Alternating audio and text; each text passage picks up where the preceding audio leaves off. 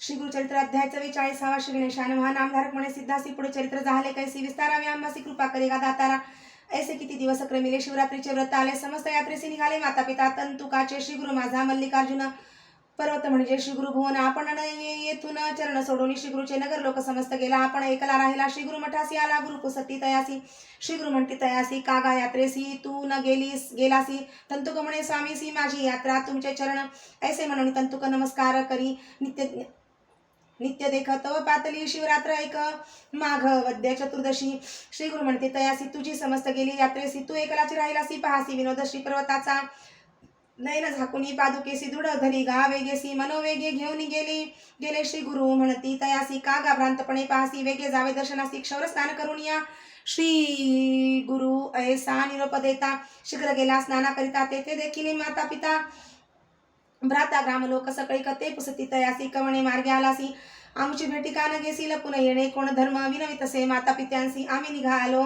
दोन प्रहरसी एक घटिका लागली वाटेसी आता आलो गुरु समागमे एक हसती मिथ्या म्हणती आम्हा सवेची आला लपत ऐसे बडीवारे बोलत लब्ध प्रतिष्ठित सकळ जन तो कोणा सवेन बोले शीघ्र स्नान क्षौर केले पुष्पे अक्षता बोले घेऊन गेले पूजेसी पूजा करीत लिंगस्थानी देखता झाला श्री गुरु मुनी अतिविस्मय करुणी पूजा केली मनोभावे समस्त लोक पूजा करीती श्री गुरु सर्व पूजा घेती तंतुक म्हणे चित्ती श्री गुरु राजा आपणची शंकर श्री गुरु कुसती तयासी ए धवा रासी किंवा जाशी तंतुक विनवी स्वामीयासी एक नवल देखील आता समस्त लोक जाऊनी देवालया भितरी बैसोनी पूजा करीती तुमचे चरणी लिंग न देखो तुम्हीच तेथे श्री गुरु म्हणती ऐक भक्ता सर्वत्र ईश्वर पूर्णता स्थान महिमा असे ख्याता जे अगम्य त्रिभुवनी माघवते चतुर्दशी अपार महिमा श्री पर्वतासी सांगे नायका तत्परेसी श्री गुरु म्हणती तंतुकाते पूर्वी ख्यात किरात देशी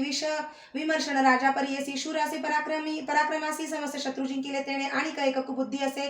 पारधी करी बहु असे बलाढ्य स्थूळ बहु असे चंचळ सकळ स्त्रियारत आचार तरी बलवान असे शिवपूजा करी बहु असे पत्नी त्यासी एक असे सुलक्षण नाम कुमुद्वती सुशील सुगुणपती व्रतामनी करी बहुत चिंता पुरुष आपुला परद्वारता ईश्वर भक्ती करीत असे ऐसे क्रमिता एके दिवशी पुसो लागली आपुले पुरुषासी म्हणे प्राणेश्वरा परियसी विनंती एक असे माझी तुम्हाला ईश्वरावरी भक्ती उपजली कवणे परी सांगावे स्वामी सविस्तारी कोपन करावा प्राणनाथा राजा म्हणे स्त्रियसी बरवे पुसिले आम्हासी ज्ञान झाले आता मानसी पूर्वजन्म सांगेन माझा पूर्वी पंपा नगरी आपण श्वान योनी जन्मोन जाणं होतो तेथे काळक्रमोन शिवरात्री आली एके दिवशी त्या नगरी होते एक शिवालय समस्त लोक आले पूजावया आपणही गेलो हिंडावया भक्षावया काही मिळेल म्हणून आपण गेलो द्वारात विनोदे पाहू म्हणत मज देखोनी आले धावत काष्ट पाषाण घेऊन आपण पवळीमध्ये पळत द्वार घातले मारू म्हणत धरा मारा म्हणून बोलत मारू लागले पाषाणी ऐसा 3 वेळा पळालो मारतील म्हणून बहु भ्यालो मग अंतर्गृही निघालो पूजा देखिली तिथे शिवाची द्वार धरोणी समस्त लोक शस्त्रे मारिले मज ऐक ओढोनी टाकती सकळीक शिवालया बाहेरी तेने पुण्य झाले ज्ञान एक ऐक शिवरात्रीचे महिमान म्हणसी तू दुराचारी म्हणून त्याचा संदेह सांगेन पूर्वजन्म माझा श्वान त्याचा स्वभाव सर्व भक्षण सर्व ठाई त्यांची वासना तोची स्वभाव मज असती ऐसे स्त्रियसी सांगितले पुन्हा प्रश्न तिने केला म्हणे स्वामी जे सांगितले आपुला जन्म पुरातन तुम्ही असा सर्वज्ञ आणि माझा जन्म सांगा विस्तारुनी म्हणून लागत असे चरणी कृपा करी गा प्राणेश्वरा ऐक ज्ञानसती तुझा पूर्वजन्म कपोती करीत होतीसी उदरपूर्ती एके दिवशी अवधारी पडला होता मांस गोळा तो तुवा चोचीने धरला कवळा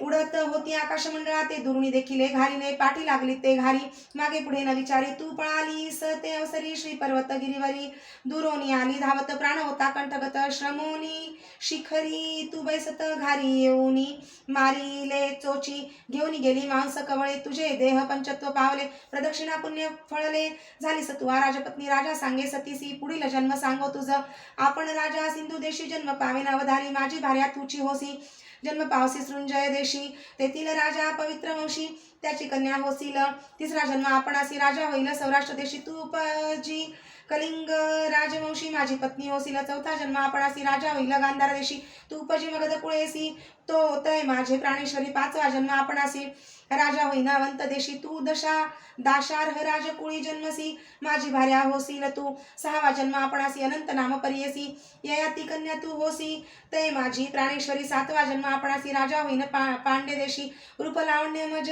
मज सरसी नो हे कवण संसारी ज्ञानी सर्व गुण होईन सूर्यकांती ऐसे वदन जैसा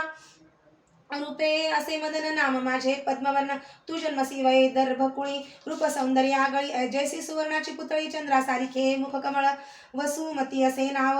पावसी तू जगवरीन स्वयंवरेसी दमयंती नळा जैसी स्वयंवर होईल तुझ मज देहावसान होता तुझ घेईन सांगता दिव्य विमानी बैसोनी तत्वता स्वर्गाप्रती